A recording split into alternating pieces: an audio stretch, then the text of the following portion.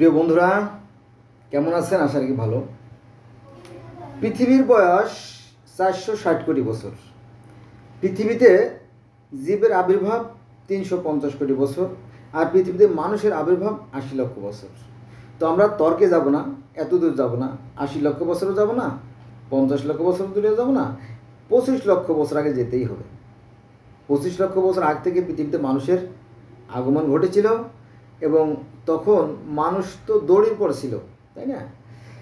কিসের আবার অট্টালিকা, কিসের আবার এরোপ্লেন, তাই না? মানুষ বনে জঙ্গলে গুহায় ইত্যাদি ইত্যাদি জায়গায় বসবাস করত, গর্ত তৈরি করে। তারপরে তারা যাযাবর জীবনযাপন করতো। তাদের একমাত্র জীবিকা ছিল পশুপালন। পরে ধাপে ধাপে ধাপে ধাপে মানুষের উন্নয়ন শুরু হয়। সেটা বড় লম্বা কাহিনী। যদি আপনারা জানতে চান, আমার সাথে থাকুন। তো আজকে ধর্মের কথা আলোচনা করতে গেলে মানুষের কথা আগে আসে। কারণ কি? মানুষের প্রয়োজনে ধর্ম। মানুষকে হত্যা করে ধর্মের প্রয়োজন নাই, বরং ধর্মকে হত্যা করে মানুষকে কি করতে হবে? বাঁচাতে হবে। আমার কথা বুঝছেন?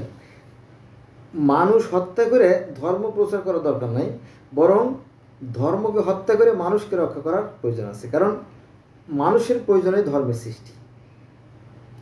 চলেন মূল আলোচনায় যাই। আজকে আলোচনা করব আপনার এই মধ্য প্রস্তর যুগ। প্রস্তর যুগ আবার 3 ভাগে বিভক্ত। তার মধ্যে মধ্য প্রস্তর যুগ, এর আগে বাকিগুলো আলোচনা করছি। তো বিভিন্ন নিদর্শনের ভিত্তিতে অনুমান করা হয় যে পুরনো প্রস্তর যুগের অবসান ঘটে প্রায় 10,000 খ্রিস্টপূর্বাব্দে। তো 10,000 খ্রিস্টপূর্বাব্দে যদি পুরনো প্রস্তর যুগের অবসান ঘটে, তাহলে আজ থেকে প্রায় 12 থেকে 14,000 বছর আগের ব্যাপার। বিশাল ব্যাপার, তাই না? যাক, এ যুগের অবসান ও নব্য প্রস্তর যুগের মধ্যবর্তী যুগকে মধ্য প্রস্তর যুগ হিসেবে চিহ্নিত করা হয়। আনুমানিক 8,000 খ্রিস্টপূর্বাব্দ থেকে এর সূচনা হয়। অবশ্য বিভিন্ন অঞ্চলে এই যুগের সূচনা বিভিন্ন সময় হয়েছিল। ইউরোপে প্রায় 8,000 খ্রিস্টপূর্বাব্দ এবং আফ্রিকায় এবং এশিয়ায় আরও পরে এর সূচনা হয়। প্রস্তর যুগে অধিকাংশ পাথরের হাতিয়ার ছোট হয়েছে এবং নতুন সামগ্রীর পরিবর্তন হয়েছে। যদিও মানুষ খাদ্য সংগ্রাহক থেকে উৎপাদনকারী হতে পারেনি, এ কারণে ব্যাপক অর্থে বলতে হয় ইউরোপ সহ অন্যান্য মহাদেশীয় ভূভাগে মধ্য প্রস্তর যুগের সংস্কৃতি প্রকৃতপক্ষে প্রাচীন প্রস্তর যুগের সংস্কৃতির ব্যাপ্তি ছাড়া আর কিছুই নয়। এ সময়ে প্রাচীন প্রস্তর যুগের উপসংহার হিসেবে কেউ কেউ উল্লেখ করেছেন। এবার আমরা যাব মধ্য প্রস্তর যুগের বৈশিষ্ট্য নিয়ে আলোচনা করতে। এখানে বলা আছে যে খাদ্য, মানে এই যে মধ্য প্রস্তর যুগের যে মানুষগুলো, তাদের খাদ্য অভ্যাস কী ছিল, তারা কী খেয়ে জীবনযাপন করতো, সেই বিষয় নিয়ে আর কি আলোচনা করব। মধ্য প্রস্তর যুগে মানুষের প্রধান খাদ্য ছিল মাছ ও মাংস। এর আগে কিন্তু শুধুই মাত্র মাংস খেত আর ফল ফলাদি খেত। তারপরে মাছ শিকারের একটা তেমন একটা ছিল না, অভ্যস্ত ছিল না। পরে তারা মাছ শিকার করাও শুরু করে আর কি। মাছ ধরার বড়শি, জাল, ফাঁদ, 3 দাঁড়াওয়ালা মাছ ধরার বর্ষা বা ত্রিশূল এবং উড়ন্ত পাখি মারার পালক বিশিষ্ট তীর উদ্ভাবনের ফলে আগের চেয়ে বেশি শিকার অর্জন সম্ভব হয়। ওদের একটা কথা বলা দরকার, সেটা হচ্ছে যে পৃথিবীতে যে পরিমাণ জীবজন্তু ছিল তার প্রায় 90-95 ভাগ বিলুপ্ত হয়ে গেছে। এটা হচ্ছে আমার কথা না, কিন্তু মাইন্ড করবেন আবার, এটা হচ্ছে বিজ্ঞানীদের ধারণা। 95%, বিশাল ব্যাপার, কিন্তু বাস্তবেও তাই। আমরা যা ছোটোবেলা দেখছি তাই তো দেখতেছি না, তাই না? যাক, এভাবে মানুষের কারণেই পৃথিবীটা আজকে মরুদ্যান হয়ে গেছে আর কি। মানুষ নির্বিচারে সব কিছু ধ্বংস করে ফেলাইছে। যদি বিবেচনা করতো তাহলে এতটা ধ্বংস হতো না। এখনও সময় আছে, যদি আমরা সচেতন হই তাহলে আমাদের ভবিষ্যৎ প্রজন্মের জন্য কিছু রেখে যেতে পারবো। তো মানুষ আস্তে আস্তে আস্তে তার জ্ঞান, মেধা, মননকে কাজে লাগায় ধাপে ধাপে ধাপে ধাপে তারা পাথরের ব্যবহার, তারপরে ত্রিশূলের ব্যবহার, অন্যান্য বড়শির আবিষ্কার, নানান ধরনের উপকরণ আবিষ্কার করা শুরু করলো। আর তাই দিয়ে তাদের জীবনকে আরও সুন্দর করা শুরু করলো। আগুনের আবিষ্কার হলো, তাই না? কাঁচা মাংস খাওয়া বাদ দিয়ে মানুষ ঝলসে খাতো মাংস। এভাবে তাদের জীবনে আস্তে আস্তে আস্তে ধাপে ধাপে কী হয়েছে? উন্নতি আসছে, অগ্রগতি আসছে, পরিবর্তন আসছে। কিসের মাধ্যমে? এই বিবেক কাজে লাগানোর মাধ্যমে। কিন্তু পরে এসে আবার থেমকে গেছে। কারণ কি জানেন? এখন আর আমরা ওই আমাদের বিবেককে কাজে লাগাই না, কারণ কি আমরা পেয়ে গেছি ওই যে সেই জান্নাতের খবর। হ্যাঁ, যে শুধুমাত্র নামাজ পড়লেই জান্নাতে চলে যাওয়া যাবে। যখন এই লোক পেয়ে গেলাম তখন আমরা শুধু ওইটাই করি। কারণ কি এখানেও আমরা আরামে থাকবো, ওইখানেও আমরা আরামে থাকবো, আরাম আমরা ছাড়বো না। একটা লোভনীয় অফার আর কি। যাও, তবে জান্নাতে যেতে হলে আপনাকে অবশ্যই সৎ কাজ করতে হবে। আপনি নামাজ পড়েই জান্নাতে চলে যাবেন এটা কোরআনে নাই। ইন্নাস সালাতা তানহা আনিল ফাহশাই ওয়াল মুনকার ওয়াল বাগি, নিশ্চয়ই নামাজ মানুষকে অন্যায় এবং অসৎ কাজ থেকে বেঁধে রাখে, তার ফলে সে জান্নাতে যাবে। আপনি যদি অন্যায় কাজ করতে থাকেন তাহলে বুঝতে হবে যে আপনার দ্বারা কি নামাজ হচ্ছে না, কোথাও গন্ডগোল আছে। বোঝা গেছে? যদি নামাজ আপনাকে অন্যায় কাজ থেকে বিরত রাখেন তাহলে বুঝতে হবে আপনার নামাজ হচ্ছে। আর যদি অন্যায় কাজ থেকে আপনাকে বিরত রাখতে না পারে তাহলে বুঝতে হবে না, ওই নামাজে কোনো কাজ আসবে না, ওইটা কি লোক দেখানো নামাজ। আচ্ছা, যখন এগুলো শিকার মিলতো না তখন সমুদ্র উপকূল, নদীর মোহনা, হ্রদ বা জলাশয়ের মাছ শিকার করে খেত। সবসময় তো শিকার মিলতো না, তখন কিছু একটা তো খাইতে হবে, তাই না? ফল ফলালি হোক আর মাছ হোক। এই মাংসটা ছিল সুস্বাদু এবং পুষ্টিকর, শক্তিশালী, আর মাছটা তো একটু নর্মাল, তাই না? এটা কি তারপরে বেত, বাঁশ প্রভৃতি দ্বারা নির্মিত গোলাকার ভেলা, বাস, কাঠের পানসি, অর্থাৎ পানসি মানে এক ধরনের নৌকা, বিশেষ এক ধরনের নৌকা আর কি। পানসি, কাঠের গুঁড়ি খুঁড়ে তৈরি কেন এক ধরনের বিশেষ ধরনের নৌকা। বিভিন্ন প্রকারের ভেলা বলতে বাঁশ দিয়ে, তারপরে গাছ দিয়ে, এরপরে আপনার কলা গাছ দিয়ে, এগুলো অনেক কিছু দিয়ে ভেলা তৈরি করা যায়। হ্যাঁ, এইগুলো দিয়ে তারা কী করতো? মাছ শিকার করতো। এবং জলযান ছোট ছোট নৌকা ওই নদী পার হওয়ার কাজে তারা ব্যবহার করতো। পরে আস্তে তারা বড় বড় জাহাজ তৈরি করা শিখলো। সেই বিরাট লম্বা ইতিহাস, লক্ষ লক্ষ বছর ইতিহাস হিসেবে ব্যবহার করতো। এছাড়া শাক সবজি, ফল প্রচুর পরিমাণে বন জঙ্গল থেকে সংগ্রহ করতো ন্যাচারালি। তখন আর কষ্টকর লাগতো না, খাওয়ার খালি কি। তবে ঝুঁকি ছিল, বিভিন্ন ধরনের প্রাকৃতিক দুর্যোগ, তারপরে পশুর আক্রমণ, তারপরে নানা ধরনের রোগ ব্যাধি, তারপরে প্রতিষেধক ছিল না, কোনো চিকিৎসা ছিল না, জানেন তাই না? এই মাত্র 1985-80 সালের দিকে তো মানুষ যখন গ্রামে যখন ডায়রিয়া, কলেরা, গুটি, বসন্ত এগুলো আসতো, হাজার হাজার মানুষ উজাড় হয়ে যেত। গ্রাম থেকে গ্রাম মানুষ গ্রামে পালাই, এক গ্রাম থেকে অন্য গ্রামে চলে যেত। এই তো কদিন আগের ঘটনা। যাই হোক, তো মানুষ তার জ্ঞানকে কাজে লাগে আস্তে আস্তে আস্তে আস্তে ওষুধের আবিষ্কার করছে। এখন স্যালাইন মুখে খাইলে ডায়রিয়া হয় না, আর যদি খাইতে না পারে তাহলে ক্লান্ত হয়ে গেলে তার শরীরে পুশ করলে মানুষের জীবন রক্ষা হয়। যক্কা হলে রক্ষা নাই, এরম ছিল, তাই না? যক্কা হলে মুখ দিয়ে রক্ত পড়তে পড়তে একসময় লোকটা মারা যেত, নিস্তেজ হয়ে যেত। কিন্তু আজকাল বিল গেটস সাহেবের টাকা দিয়ে সারা পৃথিবীতে মানুষের চিকিৎসা হয়, তাই না? যক্ষা চিকিৎসা, কিন্তু আরও অনেক চিকিৎসা, ক্যান্সারের চিকিৎসা হয়, তাই না? অনেক চিকিৎসা হয়, সাপে কামড়ে চিকিৎসা হয়, কুকুরে কামড়ে চিকিৎসা হয়, সব কিছু হয়, ভবিষ্যতে আরও হবে, তাই না? বিদেশে রক্ত পাল্টায় নিয়ে এসে যায়, কিন্তু আমাদের দেশে এখন ওই উন্নত চিকিৎসা ব্যবস্থা হয় নাই। কারণ কি? এটা আল্লাহ একটা গজব।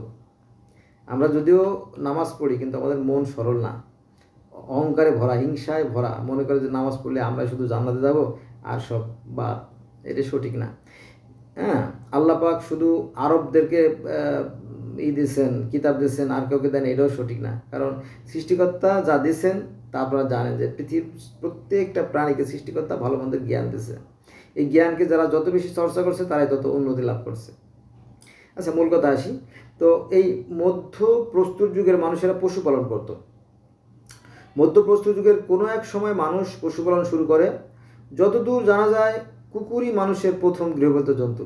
কুকুর কিন্তু খুব সুন্দর একটা প্রাণী, কিন্তু প্রভুভক্ত প্রাণী। হ্যাঁ, মানুষ কিন্তু বেইমানি করে। আপনার বাড়িতে একটা চাকর রাখলেন, হয়তো 2, 4, 5, 10 বছর থাকলো, থাকার পরে দেখবেন আপনার মেয়েকে ভাগাই নিয়ে গেছে, তোমার বোনকে ভাগাই নিয়ে চলে গেছে, তাই না?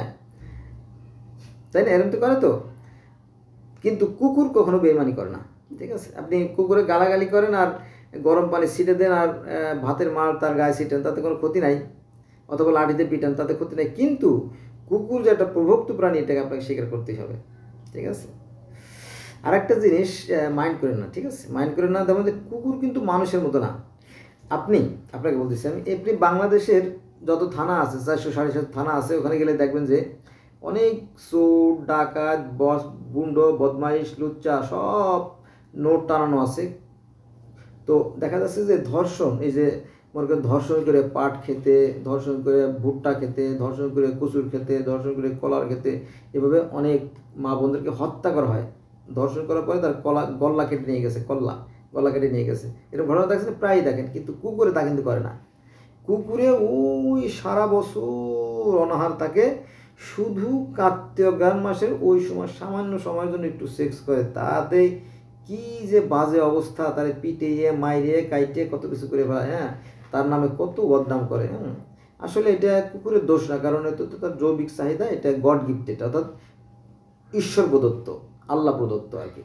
তাকে দোষ দেওয়া ঠিক না, কারণ পৃথিবীতে যত মাছ আছে তাদের মতো জৈবিক চাহিদা আছে, পৃথিবীতে যত গাছ আছে তাদের মতো জৈবিক চাহিদা আছে, পৃথিবীতে যত কীট পতঙ্গ, পোকামাকড়, পশু পাখি, মানুষ, সবার মতো জৈবিক চাহিদা আছে। অতএব এটা গড গিফটেড, ঈশ্বর প্রদত্ত, এটাকে পাপ বলা ঠিক না। কারণ এই জৈবিক চাহিদার মাধ্যমে, অর্থাৎ যৌন চাহিদার মাধ্যমেই সৃষ্টিকর্তা তার সৃষ্টিকর্তাকে সৃষ্টি করছেন এবং তার সৃষ্টির গতিটাকে টিকিয়ে রাখছেন, ঠিক আছে? অতএব এটাকে একটা প্রসেস করতে হবে, একটা সুন্দর নিয়মে চলতে হবে। যেমন এই বিবাহ শাদী, বিবাহ রেজিস্টার করা, তাই না, আইনের সঠিক বাস্তবায়ন, এগুলো মানুষের সৃষ্টি করছে তার জ্ঞান দ্বারা। এটা এই জন্য কুকুরই মানুষের প্রথম গৃহপালিত জন্তু। ক্ষুধা নিবৃত্তির জন্য কুকুর সম্ভবত বন ছেড়ে মানুষের আস্তানায় কাছে এসেছিল। মানুষের খাবারের পর তার উদ্দিষ্ট আহার করে এরা বেড়ে উঠেছিল। এক পর্যায়ে কুকুর মানুষের বসতি পাহারা দেওয়ার কাজে ব্যবহার শুরু হয়। আচ্ছা, আমরা এবার আলোচনা করব মধ্য প্রস্তর যুগের যে বাসস্থান, তাদের বাসস্থান কেমন ছিল। দেখেন, মধ্য প্রস্তর যুগে মানুষ তেমন গুহায় বসবাস করতো না। হ্রদ বা জলাশয়ের তীরে খোলা সমতল ভূমিতে দলবদ্ধ হয়ে বসবাস করত।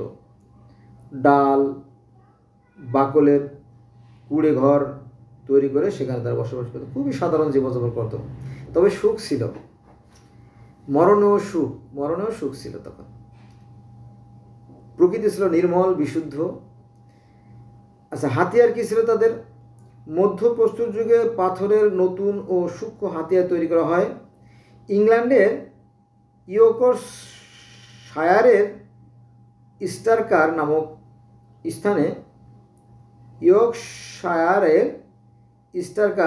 নামক স্থানে নৃবিজ্ঞানী গ্রাহাম ক্লার্ক একটা কারখানা খুঁড়ে বের করেন। একে নৃবিজ্ঞানীরা আর কি প্রাচীনতম কারখানা হিসেবে চিহ্নিত করেন। পৃথিবীর প্রথম এবং সর্বপ্রাচীনতম কারখানা হিসেবে ধরা হয় আর কি। এখানে মধ্য প্রস্তর যুগের মানুষ 230 বর্গ গজ বিশিষ্ট একটি চত্বর তৈরি করে এবং সেখানে হাতিয়ার ও অস্ত্রশস্ত্র উৎপাদনের ব্যবস্থা করে। মানে উন্নত মানের অস্ত্র তৈরি কারখানা আর কি। এগুলো মূলত পাথর দিয়ে তৈরি করা যে অস্ত্র, সেটার কথা বলা হয়েছে আর কি। পরে যখন ধাতুর ব্যবহার শিখলো তখন ধাতু দিয়ে তৈরি করছে, লোহা দিয়ে আর কি। এখানে চাষি মেটক কোদাল তৈরি হতো।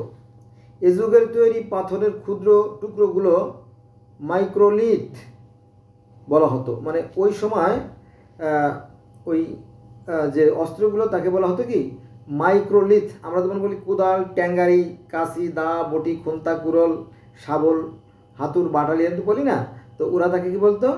তারা বলতো microlith, MICRO, micro LITH, microlith. এ সময় বড় সাফল্য হচ্ছে তীর ধনুকের ব্যাপক ব্যবহার। এই সময় তাদের চরম সাফল্য ছিল তীর ও ধনুকের ব্যবহার। কারণ কি জানেন?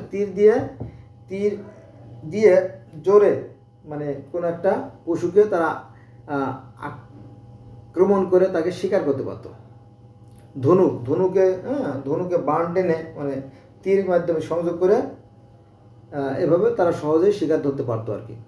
এজন্য এটা তাদের জন্য তখন বিরাট একটা সাফল্য বয়ে আনছিল। হাত দিয়ে তীর বা বর্ষা নিক্ষেপ করে শিকারী ধনুক ব্যবহার করে তীর দিয়ে শিকার বধ করত।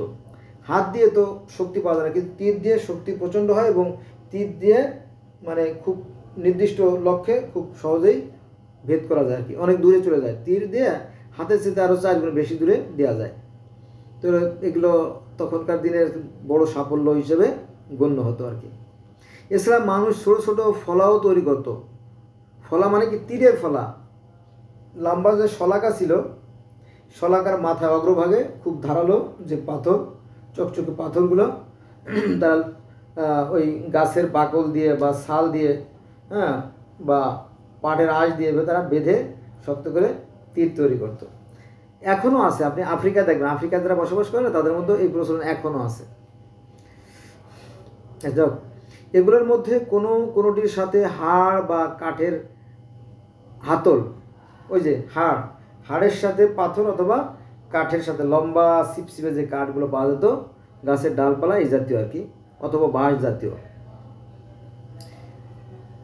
কোনোটির সাথে হাড় বা কাঠের হাতল বা বাট লাগিয়ে চাকু করাত কাস্তে বা বর্ষা, এটা কেউ হয়তো যারা গ্রামের ছিল তারা হয়তো ছিল বর্ষা, তারপরে আপনার ঢাল, বল্লম, কাতরা, টিঠে, রামদা, এই জাতীয় অনেক ধরনের গ্রাম্য অস্ত্র আছে, দেশীয় অস্ত্র আছে।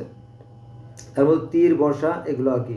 তারপরে স্বর বলে, স্বর মানে কি, একটা কাঠির পিছনে আর একটা কাঠি লাগায়, একটা কাঠির পিছনে আর একটা কাঠি লম্বা স্বর তৈরি করে গাছের উপরে অগ্রভাগে পাখি থাকে, ওই পাখিগুলোকে আঘাত করে মারার জন্য স্বর ব্যবহার করতো। এখন আর সে স্বরের ব্যবহার নাই। এরকম তো অনেক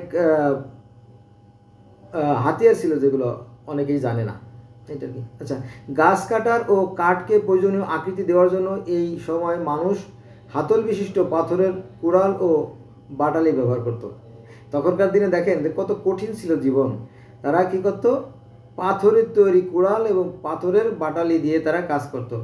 ওটা অনেক সময় লাগতো, আস্তে আস্তে আস্তে, কারণ ওদিকে বাটালি যাতে ভেঙেও না যায় আর ওদিকে আমার কাজটাও যেন শেষ হয়, তাই না? কঠিন ছিল তখনকার দিন। আচ্ছা, এবার আমরা যাব মধ্য প্রস্তর যুগের শিল্পকলা সম্বন্ধে আলোচনা করব। তো মধ্য প্রস্তর যুগের শিল্পকলা পুরনো প্রস্তর যুগ থেকে কিছুটা পরিবর্তন লাভ করে, একটু উন্নত, তাই না? প্রথমে চাকার আবিষ্কার, তারপরে গাড়ির আবিষ্কার, তারপরে ইঞ্জিনের আবিষ্কার, তাই না? এইভাবে যেমন ধাপে ধাপে উন্নতির অগ্রগতি আসছে, তো ওরকম তখনও একটু করে মানুষের মধ্যে উন্নতি শুরু করে আর কি। এ যুগে চিত্রের উপজীব্য বিষয় ছিল তাদের প্রতিদিনের ব্যবহার্য দ্রব্য সামগ্রী ও হাতিয়ার। মৎস্য শিকারের বিভিন্ন হাতিয়ার ও হরিণের মাথা, শিং ব্যাপকভাবে ব্যবহার করা হয়েছে। ওই যে শিং, চুষালো শিংগুলো, এগুলো তীরের ফলা, অর্থাৎ সেই ঢাল, সরকি, কাতরা, বল্লম, টিঠের অগ্রভাগ হিসেবে এটা ব্যবহার করা হতো। এগুলোতে হাতিয়ারও তৈরি করা হতো। যেমন সুইডেন, ফিনল্যান্ড এবং রাশিয়ার কোনো অঞ্চলে মধ্য প্রস্তর যুগের কিছু গুহাচিত্র পাওয়া যায়। তাছাড়া তারা হাড় ও হরিণের শিংয়ের তৈরি বিভিন্ন ধরনের অলঙ্কার তৈরি করতে জানত। ঝিনুক এবং জন্তুর দাঁত ব্যবহার করে তারা আকর্ষণীয় অলঙ্কার তৈরি করতে পারত। বন্ধুরা, আপনারা শুনলে অবাক হবেন যে আমাদের এই যে কাচের একটা গ্লাস, মনে করেন যে এই যে কাচের একটা জিনিস, তাই না? এই যে কাচ সিম্পল, এটার দাম কত? 50-60 টাকা, তাই না? অথচ একটা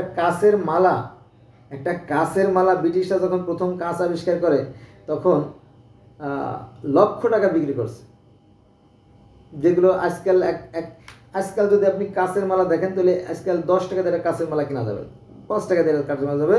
কিন্তু ওই সময় ব্রিটিশরা যখন প্রথম কাচ তৈরি করলো তখন তারা লাখ টাকা দামেও কাচ বিক্রি করছে। দেখতে সুন্দর, তাই হীরার মতো, দেখেন কি সুন্দর জিনিস। মানুষ অবাক হয়ে যায়, আরে বাবা, এ তো পাথর, তাই না? আসলে তো কাচ, এরকম আর কি বিষয়টা। তো যারা আবিষ্কার করছে তারা সুফল পাইছে বা তারা লাভবান হয়েছে, এরকম বিষয়টা আর কি। তাহলে ঝিনুক এবং প্রস্তর যে জন্তুর যে দাঁত তারা ব্যবহার করে আকর্ষণীয় অলঙ্কারও তৈরি করত। আপনারা জানেন তো কাছের যে কি জানি, হাড়ের চিরুনি পাওয়া যায়। দেখেন আজকালও হাড়ের চিরুনি পাওয়া যায়, তাই না? খুব দাম নেয় যদিও, এটা আর কি। এত কিছু অগ্রগতির পরেও প্রস্তর যুগের মানুষের বড় সীমাবদ্ধতা হচ্ছে তারা নিজেদের খাদ্য উৎপাদন করতে পারতো না। সবচেয়ে বড় কষ্ট ছিল কি খাদ্য উৎপাদন করা। সকালবেলা ঘুম থেকে উঠেই চলো শিকারে যাই, শিকারে গেলে তো খাবার জুটলো, আর যদি শিকার ধরতে না পারি তাহলে খাবার জুটলো না। কঠিন ছিল জীবন, তাই না? এটা কি তারপরে খাবার জুটলো না, কি করা যাবে? কিছু ফল ফলালি শাকসবজি খাইয়ে কোনো রকম জীবন রক্ষা করি, তাই না? এটা আর কি। শিকার বা কুড়িয়ে পাওয়া খাবারের উপর তাদের নির্ভর করতে হতো। ক্রমান্বয়ে হাতিয়ারের উন্নতি হয়, তাদের শিকার ক্ষমতা বাড়লেও তা তাদের প্রয়োজনের তুলনায় নগণ্য ছিল। পশুপালন, চাষাবাদ না জানায় তাদের জীবন ছিল অনিশ্চিত। চাষাবাদ ও পশুপালনের ফলে প্রস্তর যুগের পরিসমাপ্তি ঘটে। চাষাবাদের ফল থেকে মানুষ স্থায়ীভাবে বসবাস করা শুরু করলো, বন জঙ্গল কেটে আবাদি জমি তৈরি করলো। আর সেই থেকে ওই যে আমি কিন্তু আগে একবার বলছি যে পৃথিবীতে যে পরিমাণ জীবজন্তু ছিল তার প্রায় 95% বিলুপ্ত হয়ে গেছে। কিন্তু আমার কথা না, যারা প্রত্নতত্ত্ববিদ, যারা গবেষক, তাদের কথা। তাই আমি বললাম, সত্য না মিথ্যা আমি জানি না, আমি তো তখন ছিলাম না, তাই না? আজ থেকে 25 লক্ষ বছর, 20 লক্ষ বছর বা 10 লক্ষ বছর বা 20,000 বছর তো আমি আগে ছিলাম না। অতএব এমনই ছিল আর কি। মানুষ ছিল শিশুর মতো নিষ্পাপ। চাষাবাদ ও পশু পালনের ফলে প্রস্তর যুগের পরিসমাপ্তি ঘটে, যাকে বলা হয় গর্ডন চাইল্ড। মানুষের যখন এই চাষাবাদ পদ্ধতি ও পশুপালন পদ্ধতির যে একটা শান্তি ছোড়াছুড়ি করা লাগলো না, তাই না? প্রয়োজনে যে আমরা পশু পালন করি সেখান থেকে আমরা একটা ধরে খাইলাম, আবার বাচ্চা দিল, তাই না? আর যখন অবসর সময় পেলাম তখন হয়তো দূরে গিয়ে, তাই না, শিকার করে আনলাম, সেটা ভিন্ন কথা, অবসর সময়, তাই না? আর অবসর সময় যেগুলো শিকার করে আনলাম তার কিছুটা খেলাম, আর কিছুটা দেখা গেলো যে একটা পশু, হরিণ বা ছাগল বা গরু, এগুলো তার পায়ে আঘাত লাগছে, কিন্তু ওকে আমরা ট্রিটমেন্ট দিয়ে, চিকিৎসা দিয়ে তাকে সুস্থ করলাম, সে বাচ্চা দিল, পরে আমরা সেটা খেলাম, তাই না? এরকম আর কি। যেমন বন মোরগ, এগুলো সবই বনরা ছিল আর কি, বন থেকে তার মানুষ কুড়িয়ে আনতো আর কি। তো চাষাবাদ পদ্ধতি ও পশুপালনের ফলে মানুষের সেই প্রস্তর যুগের পরিসমাপ্তি ঘটে, যাকে গর্ডন চাইল্ড বা মানুষের প্রথম বিপ্লব বা নবপলীয় বিপ্লব হিসেবে চিহ্নিত করেছেন। বন্ধুরা, অনেক সময় হয়ে গেছে, আজকে এই পর্যন্ত রইল। সব ভালো থাকবেন, আল্লাহ হাফেজ। আমার সাথে থাকবেন, আর ভুল ত্রুটি হলে ক্ষমা সুন্দর দৃষ্টি থাকবেন। ধন্যবাদ।